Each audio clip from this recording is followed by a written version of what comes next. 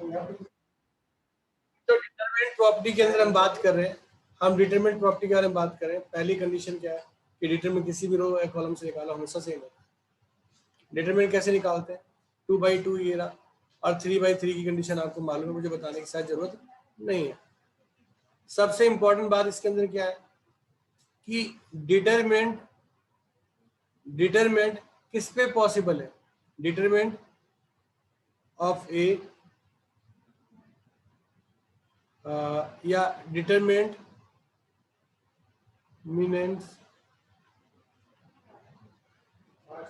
can be done only square matrix form। ये बात clear है? यस आपने बताया था। Yes sir. ये तीनों चीजें मतलब पता है ना, 2-3 जो भी है मतलब आपको आता है, कोई दिक्कत नहीं है। ये बेसिक फंडामेंटल है। No sir. किसके लिए ये बेसिक है? बेसिक है किसके? डिटरमिनेंट्स के।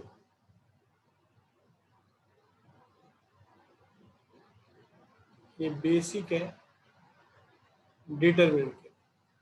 प्रॉपर्टी अब शुरू कर रहा हूं। पहली प्रॉपर्टी प्रॉपर्टी 1। प्रॉपर्टी 1 के अंदर क्या है? जरूरी नहीं है, नंबरिंग आगे पीछे हो सकती है, ध्यान रखना, नंबरिंग आगे पीछे हो सकती है। पहली प्रॉपर्टी कहती है x plus A Y plus B और z प्लस सी। या छोड़ो, ये एक्स वाई जेड है, ये X Y Z A B C, या फिर 1 2 3 4 5 6 1 2 3, ये इक्वल टू 0 होता है। अब इसमें लॉजिक क्या लगाया सर आपने, मतलब कैसे कर दिया? तो कहते हैं इफ 2 रो और 2 column are same, then determinant will be 0। बात समझ में आई या नहीं आई?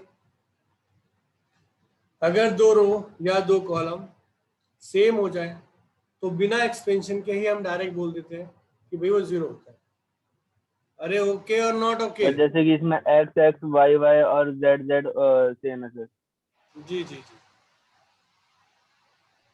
प्रॉपर्टी नंबर 2, अगर इसके अंदर स्पेशल क्या है? इफ एनी रो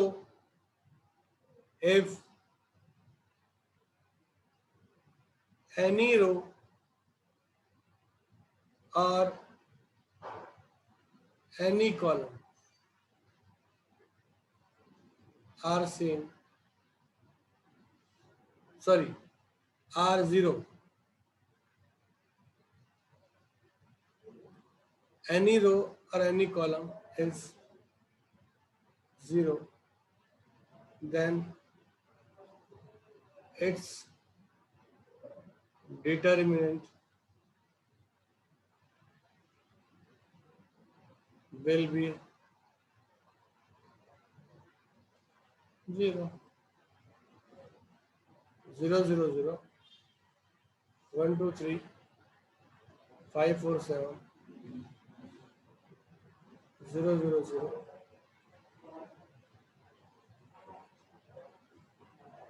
0 हो गया। ठीक है, हाँ या ना? सर इक्वल टू मतलब भाई क्या ये कहा? प्रॉपर्टी मतलब कोई भी रो या कोई भी कॉलम, अगर सारे एलिमेंट, तो all element of any row or a column zero हो तो डायरेक्ट जीरो लिखा सकता है। सर दोनों में होना चाहिए। अरे यार मैंने दोनों कंडीशन लिख दी ना, रो से भी दिखा दिया कॉलम से भी दिखा दिया, इसी अच्छा सर, यस सर, किसी भी yes condition. Sir, yes sir.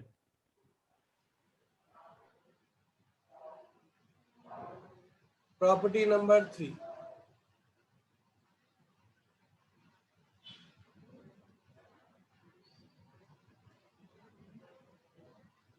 तो प्रॉपर्टी नंबर 3 के अंदर क्या है, इसे हम ब्रेकिंग प्रॉपर्टी बोलेंगे।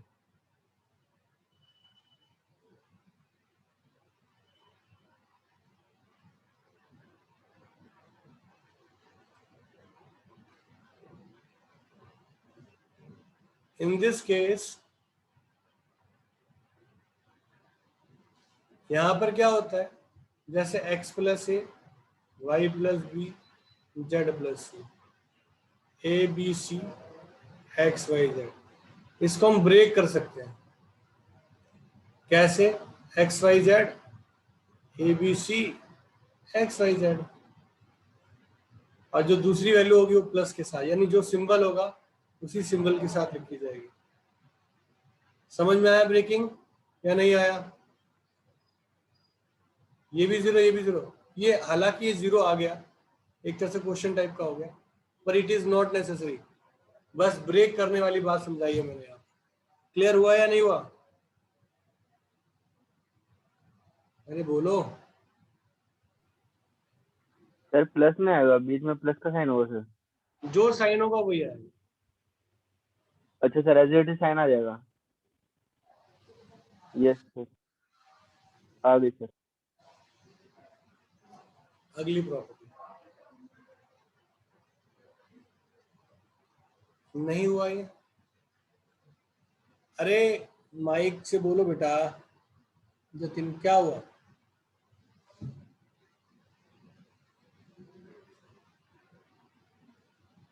माइक ऑन करो जतिन, पूछो क्या पूछना सर चाहते हो। अगर ये प्लस होंगे तो ए प्लस ए हो जाएगा ना फिर। ये प्लस होता ही नहीं है। सर सेकंड कॉलम और सेकंड कॉलम प्लस होंगे ना। अरे याद नहीं है, ये डिटर्मिनेंट है, मैट्रिक्स नहीं है।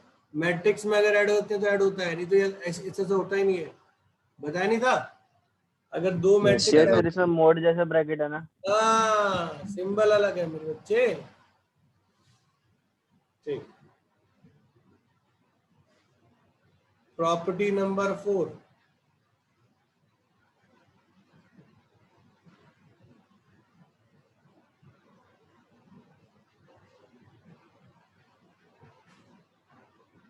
प्रॉपर्टी नंबर 4, 4 प्रॉपर्टी के अंदर क्या करना है आप लोगों ने,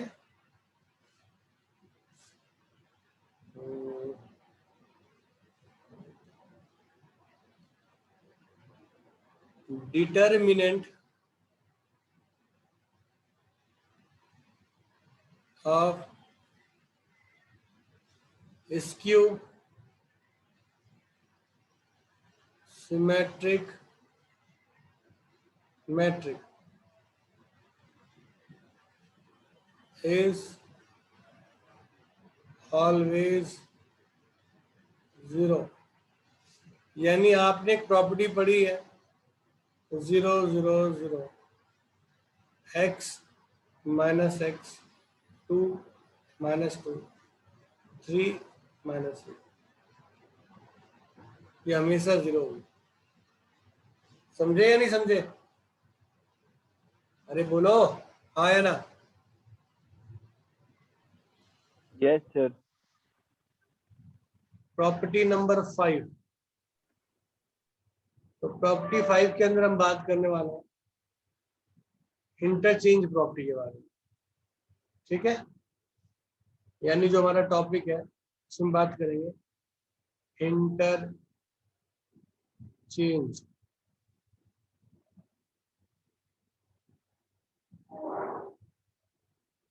कॉन्सेप्ट। अब ध्यान दो, if case first, if 2 row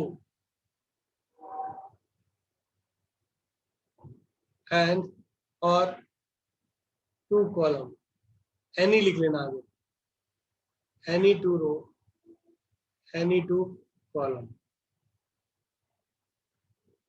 are interchange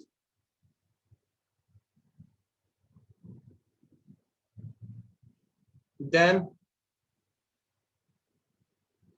determinant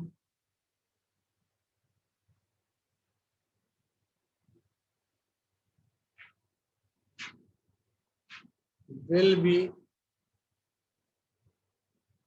product by minus one।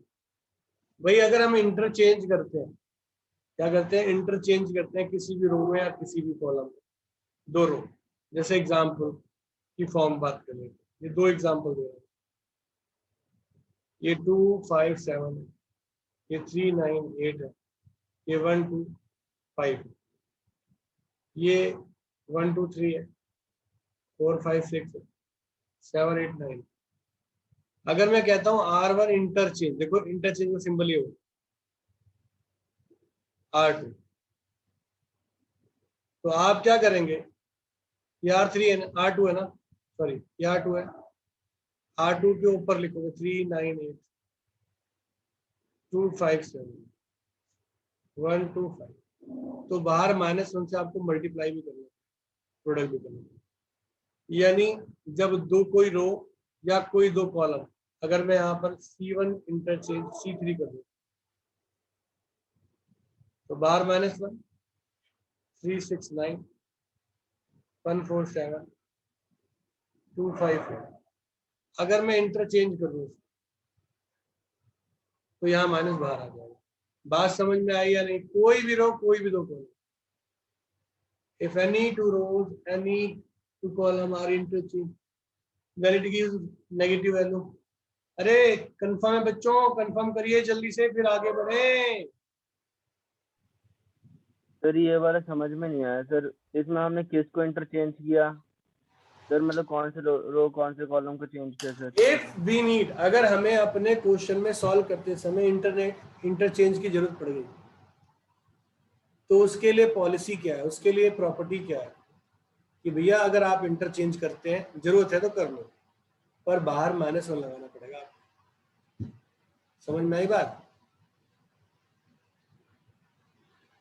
Sir ऐसा हम किसी भी कॉलम और किसी भी रो पे कर सकते हैं, भी कर सकते हो किसी भी कॉलम्स के साथ, और सर किसी से भी कर सकते हैं किसी से। सर, मतलब पैटर्न के अंदर किसी से भी कर सकते हैं। Yes.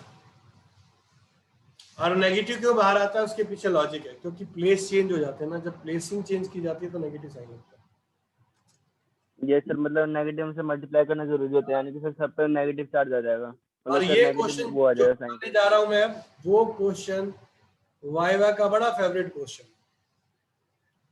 If any row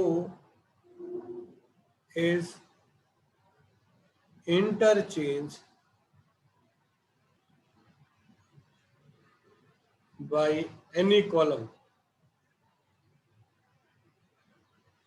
then no effect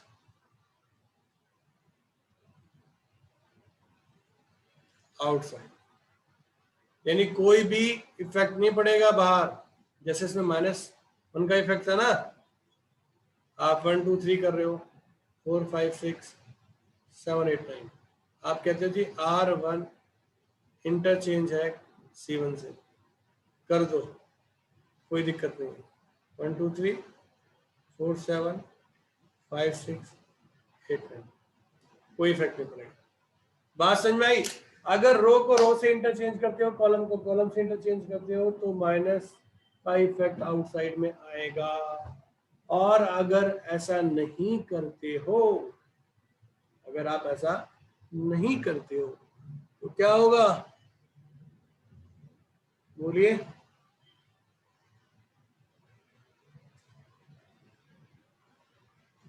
बोलिए क्या होगा?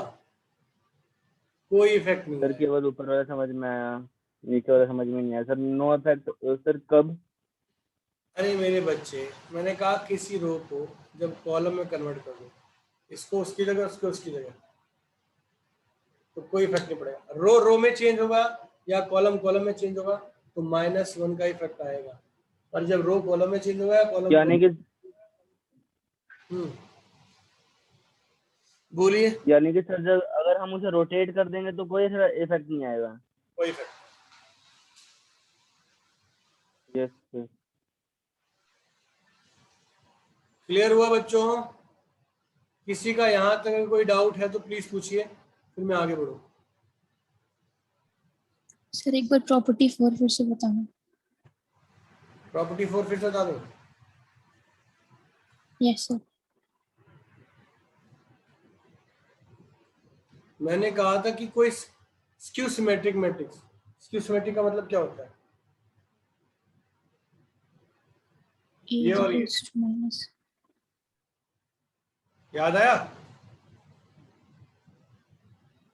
Yes sir sir. जिनका ट्रांसपोज उनके माइनस के इक्वल है।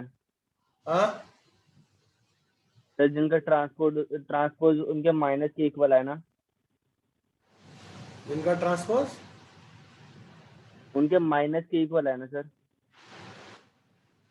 अरे मेरे बच्चे, जिसके डायगोनल 0 होते हैं और इसकी करस्पॉन्डिंग रिवर्स वैल्यू नेगेटिव होती है एक दूसरे के, वो बेइज्जती कराओगे सब यस पढ़ा। सर, मतलब हाँ यस देखो, सर, मेरे को ये वाला तो याद है। वहाँ x है तो -x है, वहाँ 2 है तो -2 है, 3 है तो -3 है, 3 है। यस सर, ये तो आपने बताया था, लेकिन ना मैं ये बता रहा हूँ कि सर आपने उसकी प्रॉपर्टी में ये भी बताया था ना कि उनका जो, तो वो सर उनके ही माइनस के इक्वल होते हैं सर, मतलब अगर उनको माइनस से मल्टीप्लाई कर दिया जाए तो उनका ट्रांसपोज हो जाएंगे सर। पक्का? सर ऐसा कुछ याद तो आ रहा है सर मेरे को, आपने बताया था। और सर आपने उसका एक शॉर्टकट भी बताया था कि उसके कॉरेस्पॉन्डिंग साइड पर माइनस लगा दो, असाइन अपोजिट करके आप कर सकते हो डायगोनल में 0 लगा के।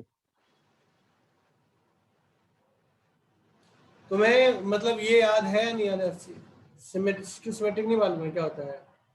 सर A नहीं ट्रांसपोज सर इज पता है। Equals to -A। भाई ए का ट्रांसपोज अगर -1 के इक्वल होता है तो वो इसकी सिमेट्रिक होता है। फिर मैंने कहा सर था, सर यही तो मैं बोल रहा था। हाँ, सर यही तो मैं बोल रहा था। फिर सर मैं यही बोल रहा था तो सर इसको कि मैंने ए कहा का था, ट्रांसपोज उनके माइनस के इक्वल होता है। मैंने इसको भी समझाया था ना तरीके से, मैंने समझाया था कि अब इतना ध्यान कौन रखेगा, हम लॉजिकली देख लेते हैं। तो मैंने कहा था कि इसकी सिमेट्री की खासियत क्या है, उसके डायगोनल हमेशा 0 होते हैं, यस बताया था। सर। और सर उनके कॉरेस्पॉन्डिंग साइड पर अगर यहाँ x है अपोजिट तो साइन यहाँ होता है। -x होगा, यहाँ 2 होगा तो यहाँ यस -2 होगा, सर। यहाँ 3 है तो यस सर, यस सर, आपने बताया। रिवर्स होता है। तो इसमें ऐसी क्या बात आ गई? तो इजी था, ठीक है। नहीं सर मैं तो बता रहा था। यस सर, आज ऐसे समझ में आ गया। क्लियर है भाई? यहाँ तक किसी बच्चे को यहाँ तक दिक्कत आ रही हो, कोई समस्या लग रही हो, प्लीज पूछो। जतेन, नो सर नहीं आ रही। नहीं समझ में आया? सर आ गया। अच्छा, कोई दिक्कत नहीं आई? हाँ सर। अच्छा, चलो भाई फिर क्वेश्चन करें, क्वेश्चन शुरू करें कुछ। देखो अब यस क्वेश्चन, सर। हाँ अब ध्यान से सुनना, अब मेरी बात सिर्फ सुनना ध्यान से, क्वेश्चन हम बाद में करेंगे। दो चीजों में मतलब क्लियरिटी पहले होनी चाहिए और उसके बाद क्वेश्चन हम शुरू करेंगे। एक होता है डिटर्मिनेंट और एक होता है व्हाट एक्सपेंडिंग। आप में से कोई बताएगा एक्सपेंडिंग का मतलब क्या होता है? डिटर्मिनेंट और एक्सपेंडिंग में डिफरेंस क्या होता है, या दोनों सेम है या दोनों अलग है या दोनों सर कैसे नहीं आता सर। हिमांशी, जतिन,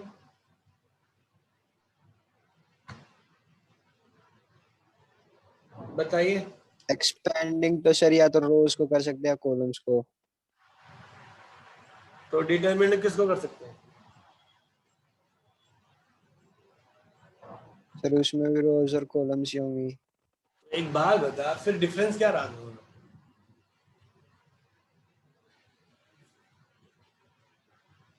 बोलो।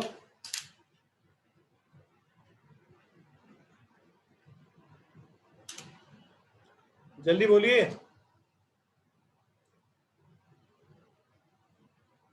हिमांशी, आप बताओ।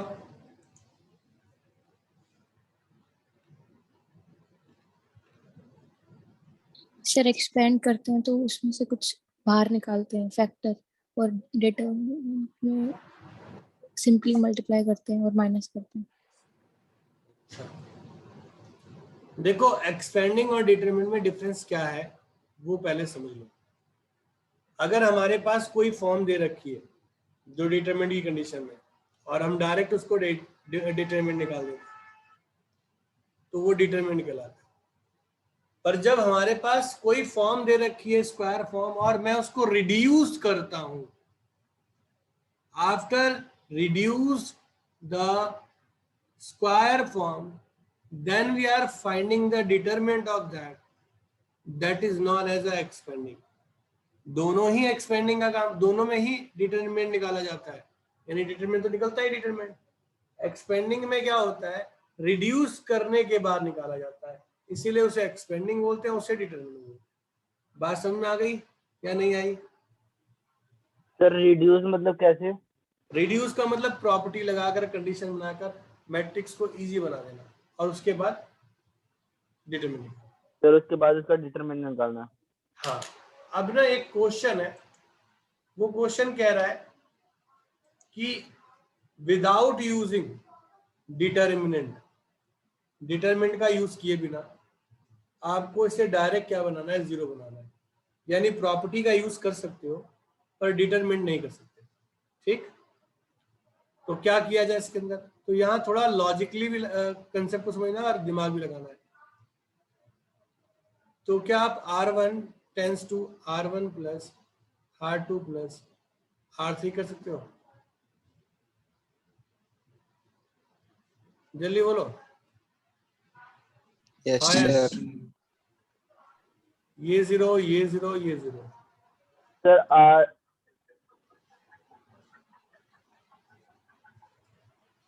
R3 क्यों? सर मतलब R3 क्या है? Row third sir. हाँ, मैंने सबको ऐड करने को कहा। जैसे ही मैं ऐड कर रहा हूँ, पहला कॉलम क्या हो गया, जीरो हो गया। और हमने कहा था कोई भी कॉलम अगर जीरो जाती है तो उस पूरे के डिटरमिनेंट क्या होता है, जीरो होता है। हाँ या ना? जल्दी बोलिए। Yes sir. Yes sir. अब देखिए, मैं पहला क्वेश्चन समझा चुका हूं आपको, दूसरा समझा चुका हूं, करा चुका हूं ना। एक क्वेश्चन और भी मैंने करा दिया, ये क्वेश्चन नंबर 6, देखो ध्यान से। Yes sir. ठीक, हो गया यहां तक? अब मुझे ना ये जो क्वेश्चन दिए हुए हैं, इन क्वेश्चनों को सॉल्व करना है। तो मैं चाहूंगा कि क्वेश्चन नंबर पहले आप 3 लगाएं। देखो बेटा, एक बात ध्यान रखना, यहाँ मैं सारे क्वेश्चन डिस्कस करने वाला हूँ। रीजन ये कि यहाँ पर टेक्निकल टर्म भी यूज होगी, दिमाग भी यूज होगा, और थोड़ा सा मतलब लॉजिकली चीजें हैं, तो टाइम भी लगेगा। तो परेशान मत होना। बताइए, आप में से कोई यहाँ पर कोई प्रॉपर्टी लगा सकता है, या कोई प्रॉपर्टी नजर आ रही हो किसी को?